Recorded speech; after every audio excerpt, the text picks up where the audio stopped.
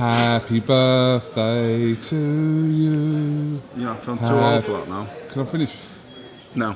Let me finish. I'm not a birthday fan. 27 today. Kinda, I don't know how I feel about it. How old are you really? I'm 27 today. I've been around a long time, and people think I'm a lot older, look older. Obviously, I'm wise. You're white. Wise. Oh, wise. Before you said, people the are wise rhino, white. Yes. Yeah, 27 today. I stopped celebrating them a long time ago. I'm not a celebrator of things, really. It's just nice to be here, alive another day. I guess every day's a good day that we're alive and well and healthy. I guess so. Every day is my birthday. Oh, that's a good way to look at things. Few people hating on the thought of you headlining the O2. Let me just put it a few ways to you now. For me, I live in Doncaster, a long 3.5 hour drive away. I'm from a mining village in Doncaster, where like 1,000 people live. Yeah. So if you're gonna hate on a kid from Doncaster, like 10 amateur fights, not been involved in boxing too long really. Made my way through my career, stumbled through it, I guess. A few defeats here, a few defeats there, few problems with whatever in my personal life, in my professional life. Headlining the O2, I'm very proud, I'm very happy. And I know people don't like it, and I understand why they might not like it, but I'm the proudest, happiest man in the world about it, You don't understand, because where I'm from, the headline the O2 is like the biggest thing. It's unbelievable, and I'm so happy. Everyone's happy and proud. How do you mate? All right. So how you doing? All right, mate. All right. So yes. Yo. How you doing? All right. So I'm just unbelievably happy and proud. I understand the negativity. I'm not saying I don't understand it. I'm just saying keep it away from me. Just let me have my moment, please. Because I'm happy about it.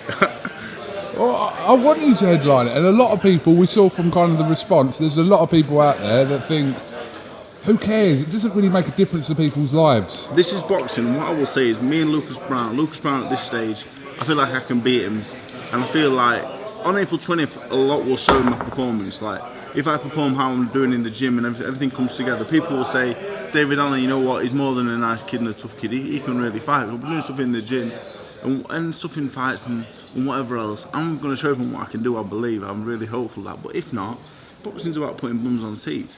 And at the O2, the show without me and Lucas Browne, there's a lot less people there than if there's not. How you doing? You alright, mate? And that's the top and bottom of it. Boxing is about bums on seats, people watching at home, and people tuning to watch me, rightly or wrongly. Well, there's no right or wrong. People are just going to tune into what they want to watch. And how you doing? You alright? Thank you. No, so, how you doing? You alright, mate? Here it is. Oh, Lewis Richard.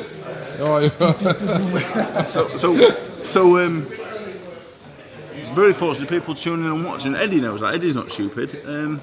There's a select few on Twitter and whatever else. It's not that they don't like me, they just think I'm no good at boxing, and that's completely fine. As long as it's not a personal thing, I'm alright with it. But nothing or nobody's going to take away the feeling that I've got of doing what I'm doing.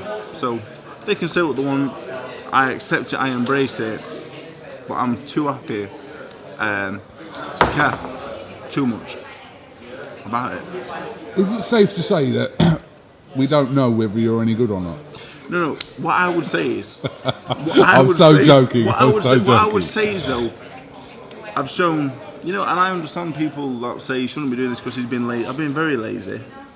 I've been lazy, and also I've always been very honest about my mental health problems. I'm full of them. I'm not I thought I had other problems, and it's the lighting. It's the lighting, yeah. I'm a very funny man. You know what I mean? And putting together a normal 8 to 10 weeks is very difficult for me. And I've not managed it this time. 4 or 5 weeks ago, I had a very funny 3 or 4 days. Very funny 3 or 4 days. But that's me. It makes me what I am and who I am. It makes me a very interesting character, I guess. I'm eccentric, I'm a bit loopy. But putting it all together, this camp, I've done it all different. I've been here, there and everywhere. I'm training with Darren down here. I'm doing things. I was in Liverpool the week before.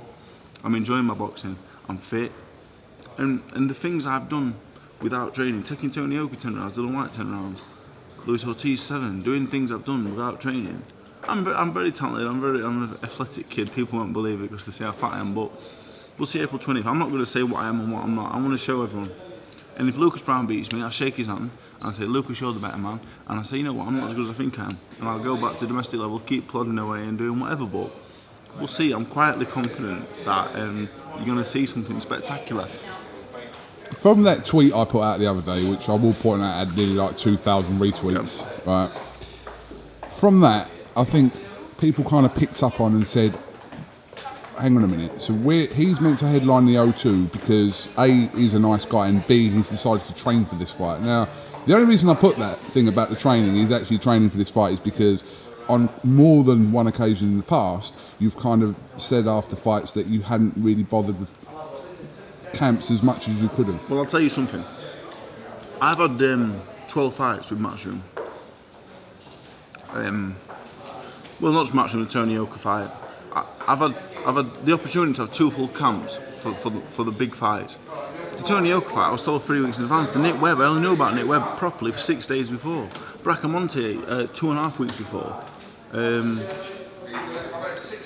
The Leroy Thomas fight is what let me down, and I've got to live with that and the disappointment of it. I should have beat him, all that. He's not very good, and that's why people question how good I am now, because they know they know that Leroy's not any good.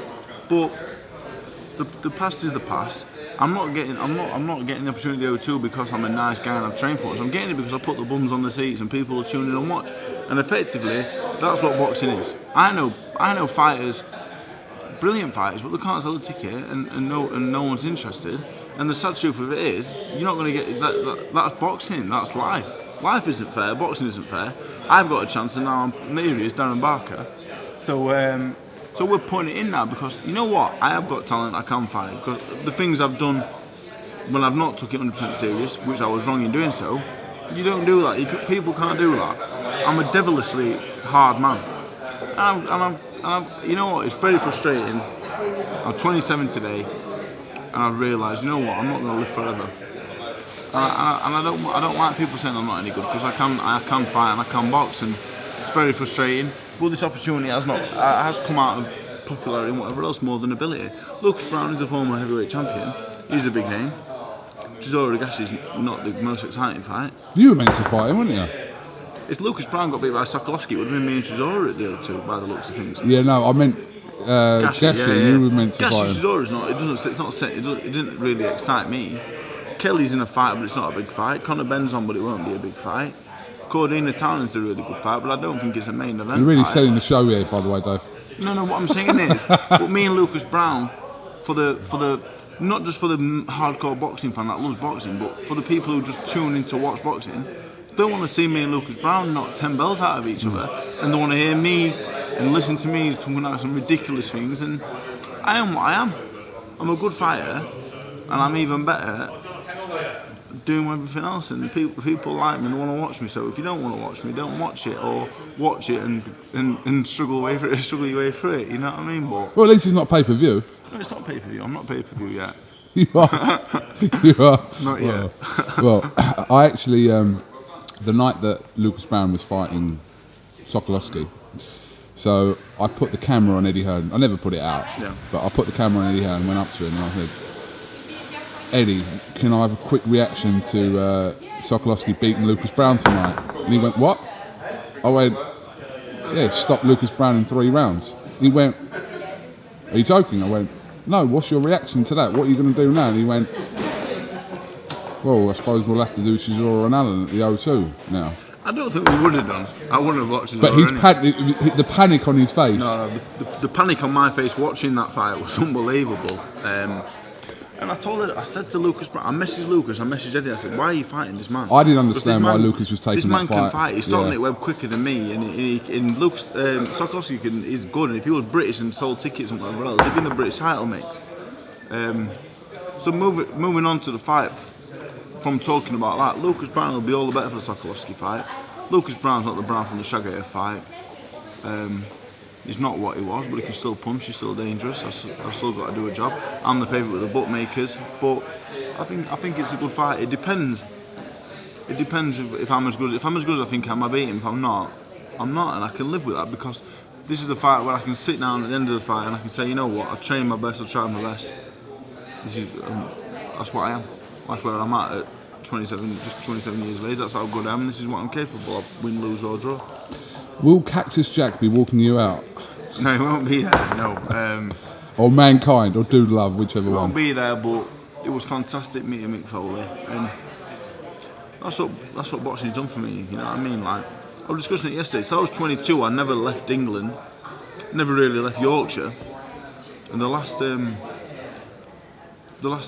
or 3 years of my life, you know, I do get some grief online sometimes, but you've got to take the look with the smooth because I'll take that all day to spend time with Mick Foley, to train with Darren Barker, to doing what I'm doing. So I'm very fortunate, and I'm growing up now. And I've always been a nice boy, but you know what? I'm getting a bit older and a bit wiser, and people can say what they want to me.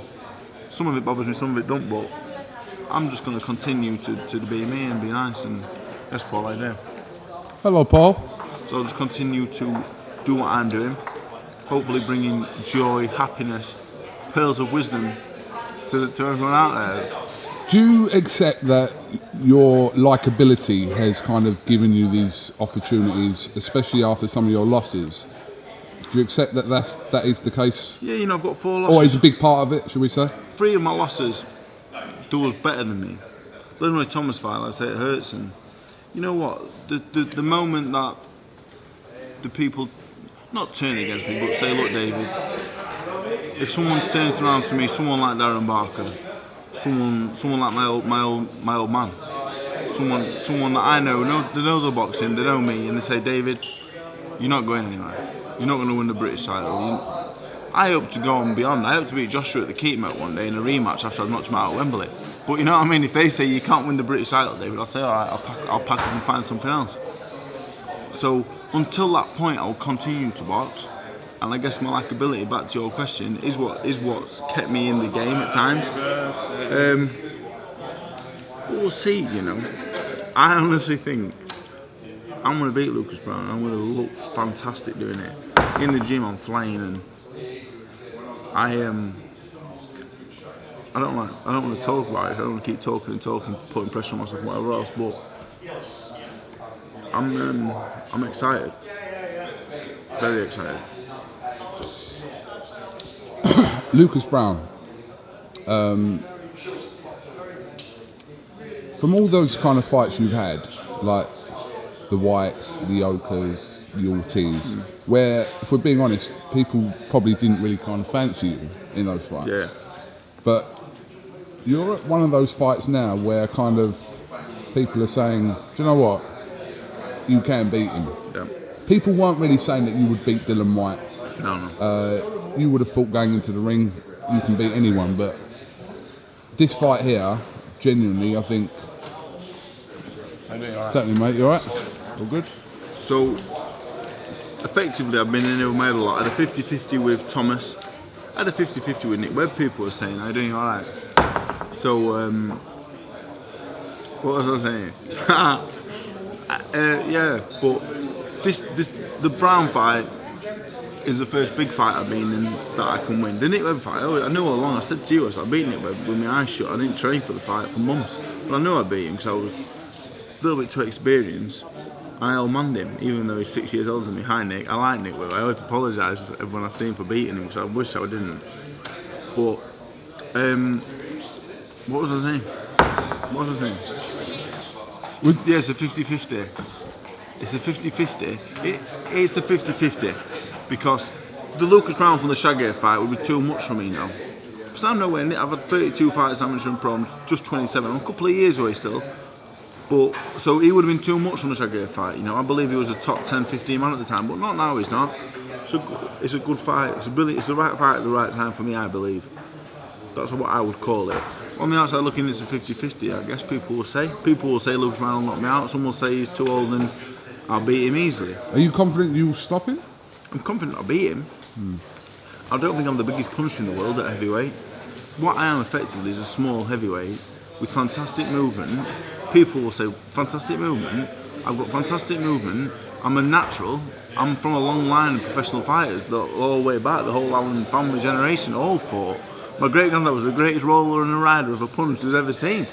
So I'm a natural and I can move, but I've been a fat bastard and I've not been able to show it. That's Darren Barker going, I can do it all. How come you're training with Barker at the moment? Me and Barker hit it off, became really good friends. I rung him about the Brown fight 3 or 4 weeks ago to discuss it. He was saying things and I was saying, you know what, Darren, I'm saying exactly the same things. The game plan, it was like this game plan. I said, Darren, I'm seeing it exactly the same way. I want to come down, help me implement it, do things, and that's what we're doing. Obviously, Mick's going to be Mick's the coach. You know what I mean? I've been doing things differently because I've been doing things loads of different ways. They've not worked. Sitting in a B&B for 12 weeks at a time don't work for me. I do 2 weeks. I go home for 10 weeks. It's not a training camp, is it? So I've been doing things my own way. I'm 17 stone 8 at the minute. I was 18.6 at Bracamonte. I'm big. You know what? Like, this is the happiest I've been in my career. Obviously next week I might have a meltdown and I might even shake my head again, but at the minute I've never been happy. I've never felt fitter, never felt better, never eaten better, never trained better, never run better. I'm sparring all the time. I'm feeling alert, I'm feeling fresh. Usually people say, oh, you're not speaking very well. You know what, because I'm half asleep all the time, constantly half asleep, drinking 24 cans of Coke a day and 12 steak bakes. And now I'm just alert, I'm fresh. I've been training this morning. Yesterday I trained 3 times. I was in Hyde Park, 5:30 running around fountains. I'm just loving, I'm enjoying life. And when I'm happy and enjoying things, I go in the gym and I enjoy it again. I'm just going through a couple of your, going by, shall I say, a couple of your social media posts around a month ago. Was there something just got really loud? Was you going through a difficult period? Where, yeah, of course. What was going on?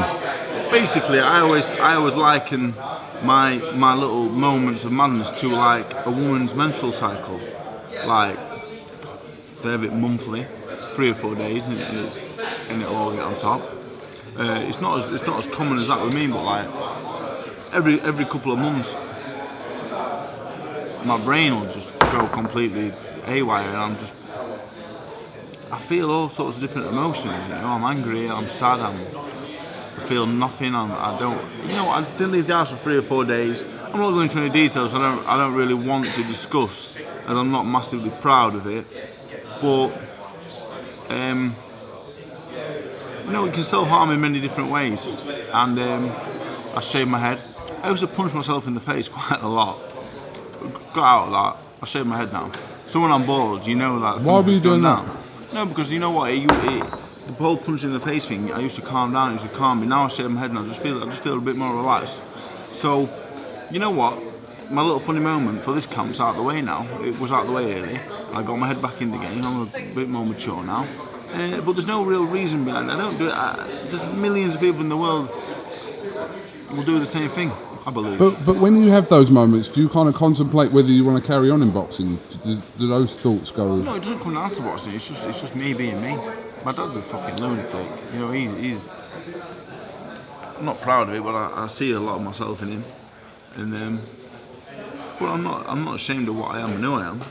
I'm just a bit eccentric, a bit mad, and sometimes I go off the thing, I go off the rails. I'm not a danger to anybody else other than myself. That's a professional telling me that. But I take the rough with the smooth. But what I do now is, when I was a kid and when I was a bit younger, when I was gambling all my money away and stuff, I would do more silly things. But these days, I know in 3, 4, 5, 6 days, things are gonna get back to normal. And I'm gonna be like I am today. How you doing, mate? All right. And I know things are gonna be all right. So I just ride it out. Lock myself. I go to my friend's house, lock myself in there. I'll let myself out now and again. The house now and again, obviously, because I had to go with. But anyway, you know what? I was getting on a different story there. And well, at the minute, I'm just enjoying things. But I am very eccentric. But top and bottom of it is, like I always say, things are happening all the time. Young men are doing silly things all the time. By silly things, I mean silly, sad things. Like what? Like suicide and obviously recent things in the news, Mike off Love Island and other young men. And what I would say is, everything's going to be alright, eventually, over time. Obviously some things won't work out, obviously. But really, 99.9% of things in life will be fixed with time. Broken bones, bruises, mental scarring, you could call it, you know. I had a weird childhood, but you know what, over time, things go away, things get easy.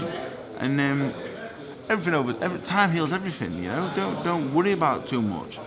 Get your head down, have a nice sleep, eat something nice, get your real friends around you, and things are alright. And that's what I do, and that's why I'm alright now. And that's why the last 4 or 5 weeks since it happened, I've been back flying. I was straight back. I felt alright. I started to feel a bit more normal. Straight back in the gym, straight back into normal everyday life. You just need to take time to yourself and just breathe, relax, let the madness clear, and you're back on. I'm not saying everyone with certain problems will feel the same as what I feel, but you know what? I see all this stuff happening, and it's so sad because I've come to the realisation now that time will heal everything, apart from certain diseases and certain things, obviously. But time is the greatest healer in the world. I'm like the modern day Mahatma Gandhi these days, you know? That's what I took it upon myself. Did you compare yourself to Mahatma Gandhi? I would say I'm the punching Gandhi, I would say. No, you know what? It's just, life is simple, I think. And I know at times my life gets a bit hard because certain things, I don't know what it is, but I've got a bit mental sometimes, but I know time's going to heal everything. I don't know who said that. Hopefully Gandhi said that. I don't know who did. Might have been Einstein. Do you know what? Weirdly enough, Gandhi was a big fan of the 330 at Cheltenham as well. That's when the big race or whatever. You know, you know what? Obviously, we've all got our vices: gambling, women, drink, drugs, whatever else. I don't. well, only 2 of them. But time is the greatest healer ever. If you're watching this and you're struggling today, when this goes out, look at me. Give it 2 or 3 days. Relax. You'll be all right. Believe me, you will. Because I always am. I've been in some dark places. Yeah. Time will heal everything. Believe me. There's light at the end of every tunnel. It's a positive message. It's, No, but I'm not. You know what I mean? No, see, I'm it's joking. a good positive message. Yeah, you know what? Time will. There's nothing time will not heal. Do you know what I noticed? Go on. Do you know what you were just talking about there? The guy from Love Island who recently died, which was fucking horrendous and tragic. 26 years old.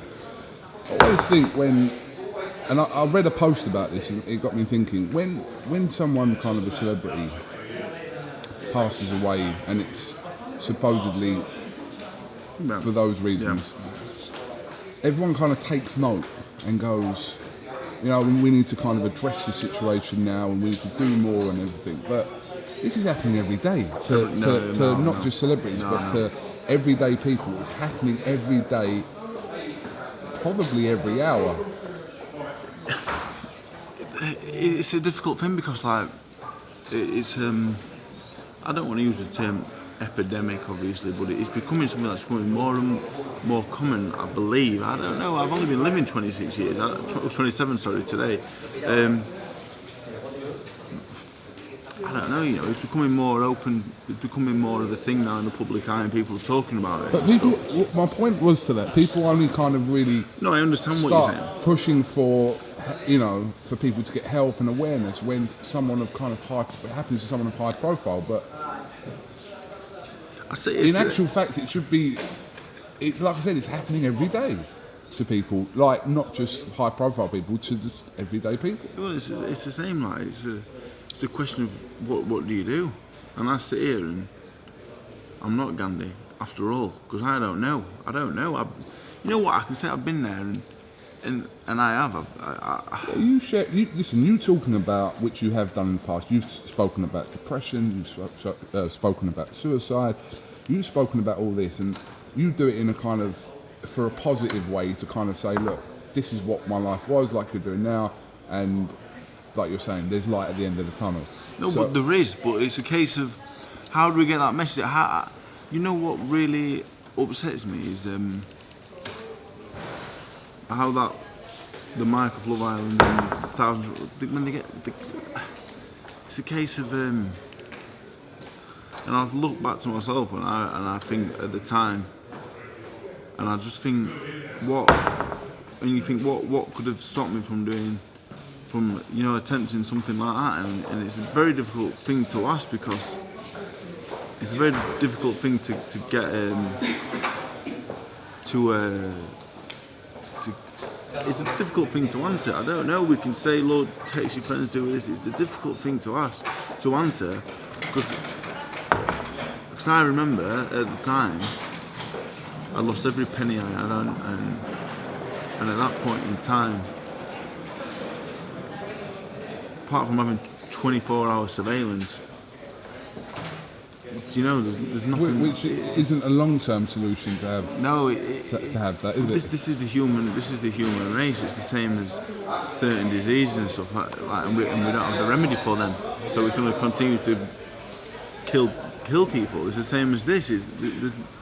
There's no real solution to it as a whole. All we can do is do our best with those around us, I guess, and be kind. You know what I'm sick of seeing? I'm sick of seeing people on social media retweeting mental health posts and stuff. And then the next word, I'm a fat prick, or so and so's a whatever else, and so and so's this. You know what I mean?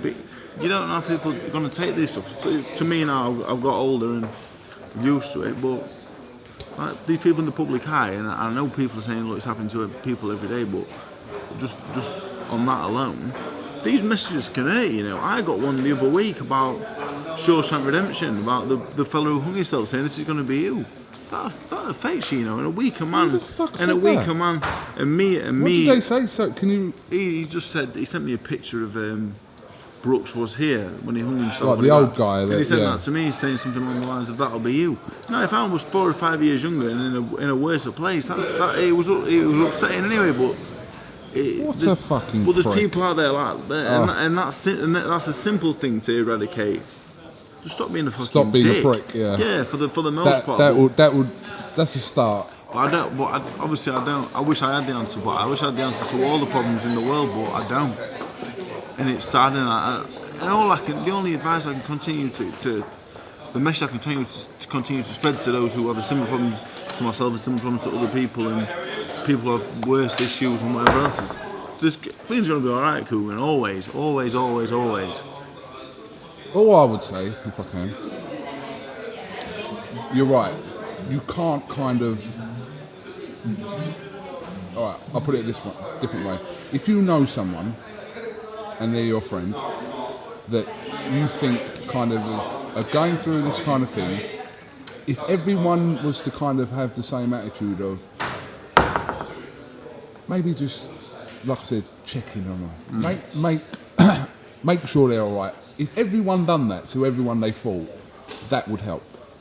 Because a lot of people, when these things happen, they kind of shut themselves off from everyone, and people go, I haven't spoke to him for a few weeks, and I didn't know he was going through that, or she was going through that. It's a very difficult thing, because a few weeks ago when I felt like that, I didn't speak to Montana, Danny Morell, I wouldn't speak to any of them. I let myself in. It's just a very. It is hard. It's a very difficult thing. But if they knew at that point, yeah, they would be on you. Do you know what I mean? It's a very difficult thing, because it's another thing you don't want to hide in your life. You don't want to intrude in someone's life. So at the same time, you don't want to intrude. It's a very difficult thing. It's a major issue I wouldn't say young men, with young women, old men, old women.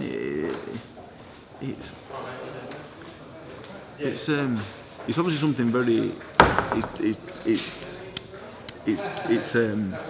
It's dear to me. And it's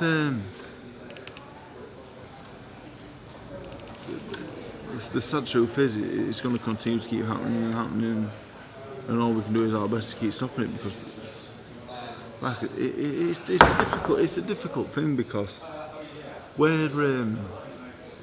I don't know. I see it and I don't know, because I say, oh well, text your mates, do this. My mates text me when I'm on the thing, and I won't reply to them, but I'll turn my phone off. I don't know what the answer is, but I don't know. It's, how you doing, mate? You alright? what I was saying was, listen, it might not help because, like I said, if people did know kind of you were feeling that way or you were in a certain place, yes, you probably ignore a lot of it. Not intentionally, just because you want to be left to yourself. Yeah, it's but it could make a difference. I don't know. If someone thought that no one actually really is bothering about them or cared about them, it could make a difference. Just to be bothered about someone that you should be bothering about. My two pieces of advice to A, you're the person who's feeling down. There is light at the end of there's a light at the end of every tunnel. If you're the one who feels like you got a friend who's in a certain situation like that, you do your best to make the effort to make an effort. Make the effort. That's probably the point. Just make the effort because it could make a difference. Of course. Making an effort could make a difference. It's because some people are that it's like they're crying out. Yeah. Some people don't want to be left alone, and do you understand what I mean? But unless they know the situation, then it's a difficult thing, and I'll tell you the main reason why. Most people, I don't want to say most people, but for myself, it was an addiction, and a lot of people's addiction. I'm a very open book. I am what I am. You know, I was a degenerate gambler. That's what I was, you know. A lot of people will be a degenerate gambler and they ain't going to tell anybody about it. There is no signs. That's what I was. I was a degenerate gambler. I had a girlfriend at the time. I'm a nice man, KUGAN, but I've done bad things in my time. And there's a lot of people who are exactly the same. I know a lot of good people that do a lot of, not bad things, but a lot of things they shouldn't be doing. We're human beings, and human beings make mistakes. And all mistakes can be eradicated over time, again. My message always is to people, I say the same things every time. Time will eradicate everything. It will make everything right. It won't make things. Certain things you can't put right, but time will heal almost everything. It heals everything in your own heart, even if it doesn't make things right with everyone else. And routine, structure, like I think something Tyson put yesterday. Again, routine and structure, and how you doing? You all right? Yeah, mate.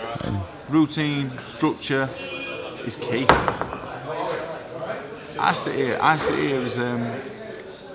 someone who's done some stupid shit in my time, but I'm still here, and that's the thing. I'm still here today, and I'm not preaching anything to anybody, but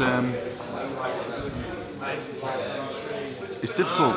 It's hard, and it's something that's much bigger than boxing and everything. It's just fucking.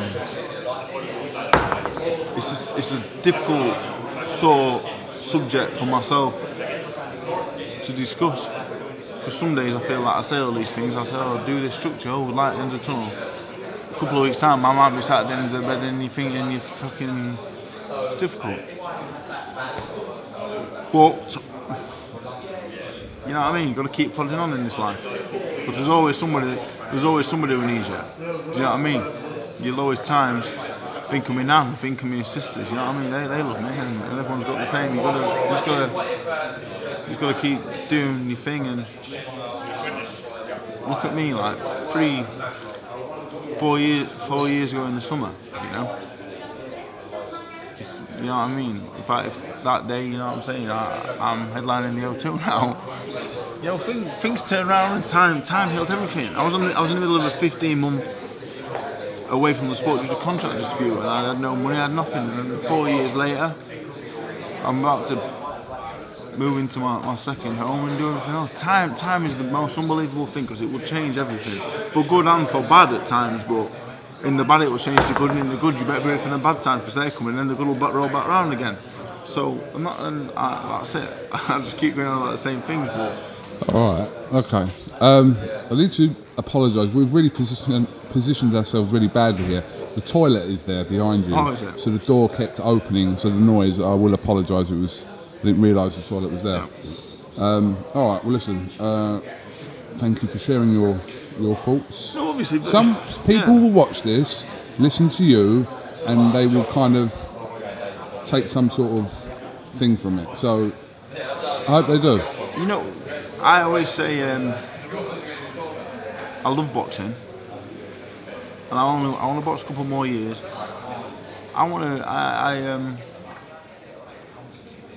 there's more to life than boxing, and people always used to get on at me and say, David, we got to give boxing a life. I said, there's more to life than boxing. It's happiness. We're here for 100 years at the very max, and only 80 of them will be any good. Because if I get to 80, I won't be able to move. So I'll take 80 now. I'd take 60. I'd take 50. I'd take 50. Give me 50. Give me 50 now. I'll take it. But you know what? Every time I do an interview with you or anyone else, my number one key aim is to make people laugh and smile. You know, and if I can't do that, then hopefully, I hope every interview I do either makes someone laugh or it makes people think. One or the other, I hope. That door. You do that. So if that's the key. Is one of your aims, then that is job done. But that's the thing. But I always stress I'm not. I am what I am. I'm going to stop this door from slamming. It's absolutely driving me mad.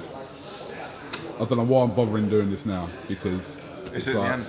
It's happened 20 times. Yeah, that's it. That's the thing.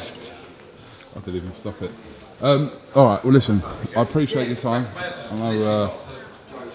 I don't even know what you're doing here, really. Just down with Darren, training. Back home today. I meant at the press conference, not. Oh, Darren does before the bell, possibly. He does them shows.